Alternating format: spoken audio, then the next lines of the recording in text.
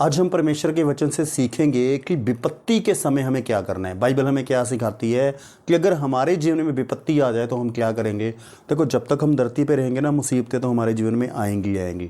प्रभु यीशु ने कहा है, मुझे मालूम है संसार में क्लेश होता है, लेकिन डांडस बांधो, मैंने संसार को जीत लिया है। तो इसलिए धरती पे हम विपत्तियाँ आएंगी, लेकिन वचन क्या कहता है कि जब विपत्ति आए तो उसका क्या, बाइबल के में क्या लिखा है। हम पढ़ेंगे नीति वचन 24 का 10 नंबर वर्ष। यहाँ पे लिखा है, यदि तू विपत्ति के समय साहस छोड़ दे तो तेरी शक्ति बहुत कम है। प्रभु कहते हैं कि अगर विपत्ति आ जाए तो हमें साहस नहीं छोड़ना है, हमें हिम्मत रखनी है, हमें हौसला नहीं छोड़ना है, चाहे कुछ हो जाए, कितनी भी विपत्ति आ जाए। एक बात को याद रखना है कि हमारा परमेश्वर के लिए कुछ भी असंभव नहीं है। वो असंभव को संभव करने वाले परमेश्वर हैं। वो हमें हर एक विपत्ति से निकाल सकते हैं। बाइबल में लिखा है कि परमेश्वर आपको इतनी परीक्षा में नहीं पड़ने देगा कि आप सहन ना कर सके। आपको उतनी परीक्षा में वो जाने देगा जितना आप सहन कर सकते हैं।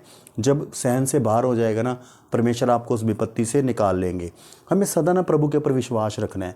प्रभु यीशु मसीह ने वादा किया है, ना मैं तुम्हें छोड़ूंगा, ना मैं तुझे त्यागूंगा, इस जगत के अंत तक सदैव मैं तुम्हारे संग हूँ।